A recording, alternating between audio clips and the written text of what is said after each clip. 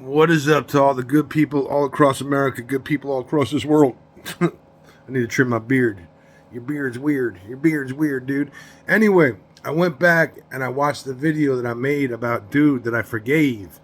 And like, no joke, as I was walking back from the deli to go get my morning tea and my little bagel with whatever right now, you know what I mean? Cream cheese and bagel because I don't have access to a working kitchen and I'm stuck living out of restaurants and delis and not fast food, I don't eat fast food places, but restaurants and delis and bagel shops and all this, you know what I mean? Just gotta think about how much money have I spent since my father died not having a working kitchen on restaurants. Probably, I don't even know, dude, 100,000. It feels like that, close to 100,000 in food over the last, you know how expensive it is to eat out every single fucking meal. Every single meal I got to eat out for the last, since my father died.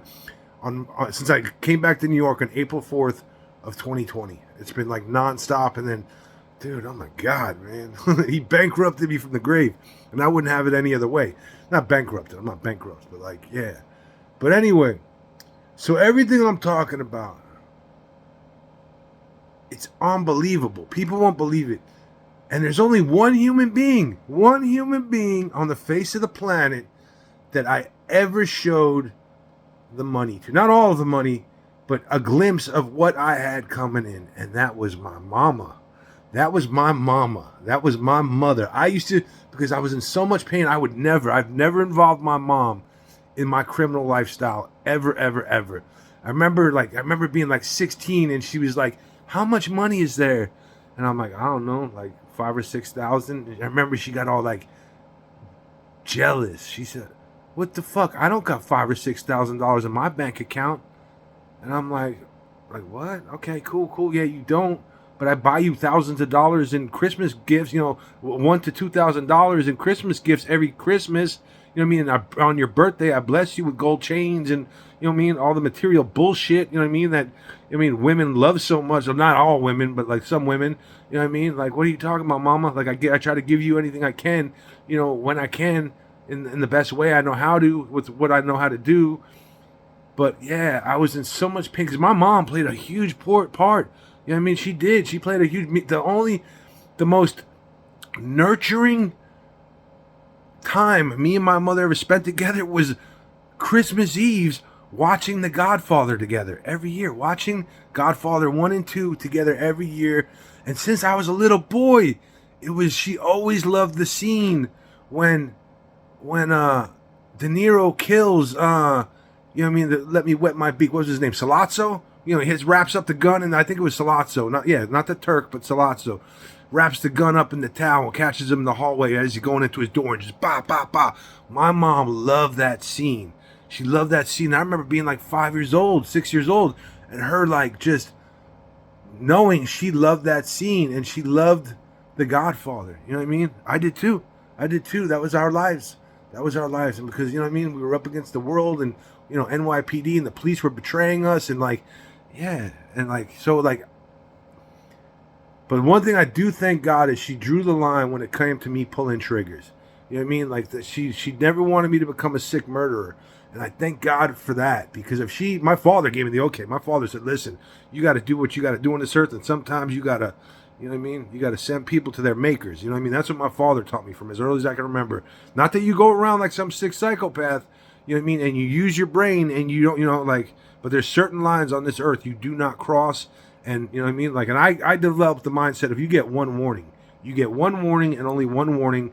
You know what I mean? Molesting children, hurting children, raping women, pimping and pandering, all that kind of sick shit. If it affects me and it bleeds into my life, I'm giving you one fucking warning. And that's all you're getting from me. That was my past mindset. But anyway, so in the last 11 years, a little less than 11 years, almost 11 full years, I built up this heroin trafficking ring with the Guasave faction and the Culiacan faction of the Sinaloa cartel. I had my one main connect out of Guasave, Mexico, but I had 4 other, like, I had, you know, down by Jimmy Jack's, I had homeboy down there that was good for, you know what I mean, I don't know, six, you know, I would get from him because, so what I would do is like when, you know, when they start playing games and the dope gets weak or they try to jack up the price, I always made sure I had like 4 or 5 other Paisa Connects out of Mexico that I could just be like, yo, I need, this or that. So I could just disappear on these people so they start calling me, begging for my business back, and I can control the situation. You know what I mean? And so yeah, I had homeboys. About three at any given time. I had at least 3 cartel connections for weight coming out of Mexico. You know what I mean? And but anyway, I ended up opening up, whatever. I mean, smoke shops, and I had a little laboratory, and I was invested in about, at that point, I don't even know, 15 different businesses that I was laundering money through and all that shit, you know what I mean? And I was dropping money off to the businesses that the cartel uses to launder their money. That's how much trust they had in me. The last, I would say about 5 to 6 years, and I remember the first time that they asked me to drop off the cash, I didn't want to do it. Because I knew, dude, Matthew, if they're exposing the heart of their business, and if you get into that, they're not going to let you walk away. You know what I mean? Because now, like, I was wrong. They did let me walk away. That's a whole nother story. That's how much they fucking trusted me. Even as a heroin addict, that is how much the Sinaloa cartel trusted me. Cartels trusted me. People in organized crime trusted me. Think about that. What? Yeah, hand to God. You know what I mean? My boy is back in Phoenix, Arizona, and when I get back there, he's going to have his identity covered. You know what I mean? He's going to have his identity covered, but we're going to do a video together. Me, him, and his hermano. You know what I mean? At least just me and him. You know what I mean? He owes me a debt, and I'm calling in that debt when I get back there.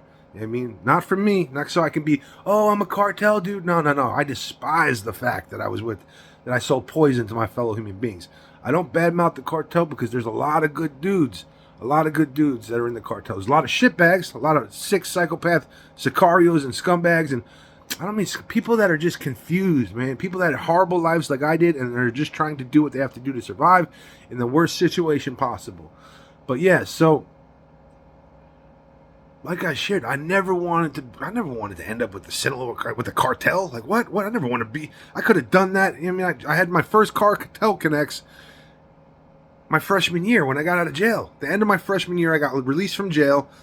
It was either the end of the freshman year or the beginning of my sophomore year. One of the two. I think it was the end of the freshman year. You know what I mean? You got to understand, like, I'm codexing all this for the first time in my life. But it was right when I got out of jail, and it was when I started skateboarding, because I was already with my skateboard homie. So whatever time period that was my first official.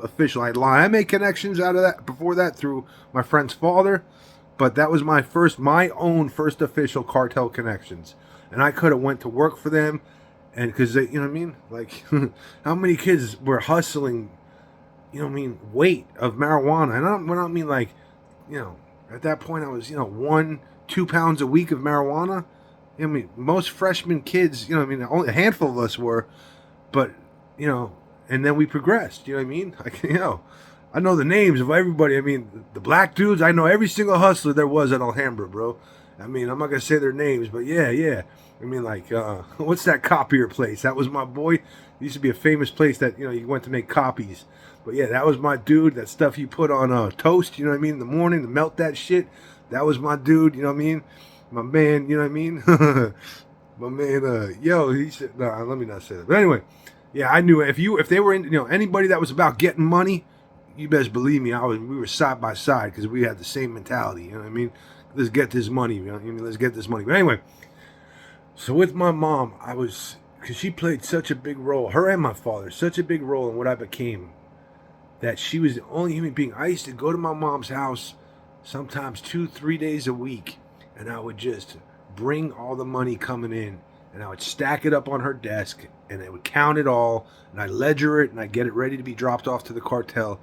And every, 3 times a week, I would stack up anywhere from $30,000 to $60,000 all across her desk, coming in and out once a week, 3 times a week. You know what I mean? I wasn't the biggest. I'm not saying, like Freeway Ricky Ross had 3 million coming in a day.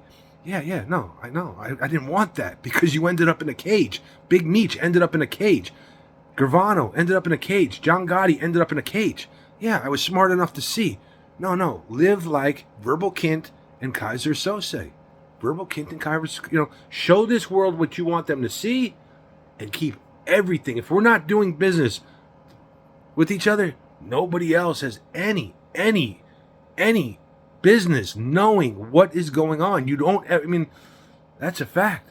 I'm the one that survived. And I'm not saying, but like, I look at the way people move and I'm like, yo, y'all are just waiting to go to a cage. Like, you know what I mean? Like, no. If you're going to be in that life, you got to be 110% about that life, to the point that you have to master your ego. You have to use, just like the CIA uses psyops, you got to use psyops. You got to use, you know what I mean? You got to think, Taoism. You got to think, what did I start studying? Dude, what you for hacking? I started studying that.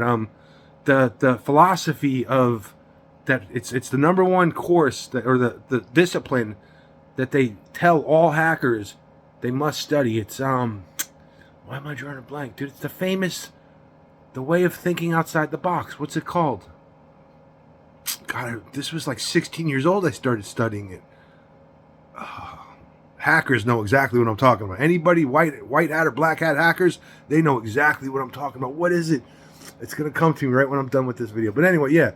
So anybody in my family, my loved ones, you know what I mean? If you even remotely think I'm lying, if you even remotely question whether I'm telling the truth, feel free to call my mama. Call my mama and ask, is Matthew telling the truth about all the money that he used to stack up on your desk? And see what she says. That's all I can tell you. You know what I mean? And the reason why I did that, because I was hurt. I was like, Mama, you're going to see. I'm going to show you who your son is. You know what I mean? Because I've always kept it a secret from you. And I've always had the decency. Because not her. No, not them. They dumped all over me. But me, I never dumped on anyone. And I held it all inside. But I was in so much pain. And believe me, that was you never, ever, ever make anybody complicit. And she never once, she's like, I know that money's not coming in through your smoke shops and blah, blah, blah. And I would say, yes, it is, Mom. Yes, it is. You have no clue what you're talking about. Because I never, ever wanted to make her complicit in my crimes, where she actually had firsthand knowledge that it was a criminal activity. Hand to God, I never once admitted to where the money was coming in, but I would just stack it up on her desk just to like, and she'd say, I know you're lying to me. I know you're lying to me. And I said, no, you lie. You lie. I don't lie, Mama. I don't lie. I tell you the truth. Even when I lie, I tell you the truth. Even when I lie, I tell you the truth. Just like Scarface, baby. You know what I mean? Yeah, that's how much pain I was in, that I just wanted her to see, this is what you created. This is what you and my father created. Yeah. So, yeah, you know what I mean? Like, I shared before, no matter how many millions I touched in that life, the pain of that life always outweighed the money 100 to 1. Whatever, and I shared before, I used to take that money, and people know it. People on my friends list saw it. I mean, one of the girls and her homeboy wasn't out of prison yet, but you know what I mean? You guys own that beautiful blue pit named Brutus. Brutus, I love that dog, dude. I miss that dog so much. That was my homie, bro. I think that was Brutus, right? Brutus. Brutus. And Phoenix PD, right? You know what I mean? I'm not going to, but yeah.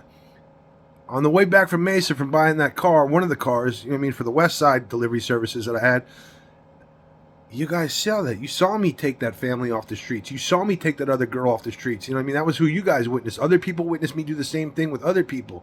But people witnessed me. I was playing Robin Hood in the streets with my money, man. Because I was like, you know what I mean?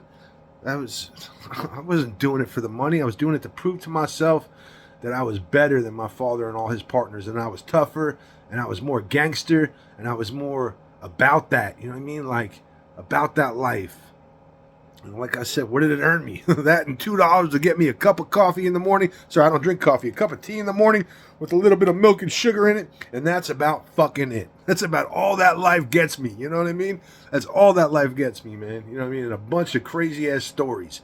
That is it. Other than that, no. Scars all over my body from head to toe. I got scars from head to toe.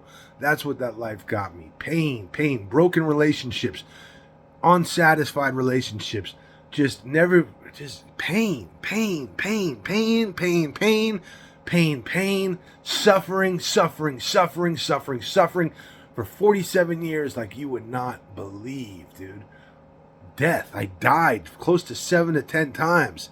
7 to 10 times, and thank God the Lord of Light saw fit to bring me back. And just like Game of Thrones, I'd wake up and I'd be like, motherfucker, I'm back again? I'm back again? Like, no joke, hand to God, that's exactly when my father brought me back. I said, what the fuck, man? I told you if I die, let me go. And he said, I did, man. I did. You were dead. I thought there was no way they were bringing you back. There was no way. I did let you go. The Lord of Light, baby. I woke up. You know the first thing I did when I got out of that cardiac unit? Shot a speedball. Shot a fucking speedball. I found... sick. I was so broken. Yeah. I'm going to end it with this. I just reconnected with my homeboy. He had a stroke. He said, West side cuz. And I love this dude. Even with the stroke, this dude is sharper than 99%. Even with the stroke, my homeboy is sharper than 99% of motherfuckers on this planet, bro. Even with the stroke, you know what I mean? Mentally, he remembers, you know what I mean? He's got a photographic memory like I do. And I said, yo, homie. I said, do you remember right before I got on heroin when I was in the back of your truck? You remember what I was doing? I had a backpack full of bombs, pipe bombs and bombs made out of ammonia nitrate. Blasting caps, all sorts of I was just into the most lethal shit because I was surrounded by nothing but killers and people that, you know what I mean, would backdoor you and that's just how I am, you know what I mean? When you put me in a room full of killers, I rise to the occasion and I become the most lethal human being in that room. But I was in so much pain that from Glendale, Arizona to about McDowell, where the stack is, we were heading to Tempe. I was in so much pain that we were heading south on I-17 and I was lighting pipe bombs, the fuses of pipe bombs, big pipe bombs, big ones and CO2 bombs. And I was throwing them out of the back of his truck as he drove in fucking the most utter pain. And thank God I look back and thank God the cars on the freeway. I stopped the entire freeway. They started stopping behind us one by one because they were like, what the fuck? There's bombs going off in the fucking freeway. Yeah, dude, that was me. Broken. Yeah, not broken. None of us were human beings. We can always be repaired. But I was as broken as a human being could be. Think about that. Fuck, man. Because this world had hurt me so bad. I'm not crying because I'm sad, man. Ain't nothing wrong. You know what I mean? Ain't nothing wrong. Yeah. I'm grateful. What up, cuz? I love you, my brother. And I love all my homies. You know what I mean? Peace.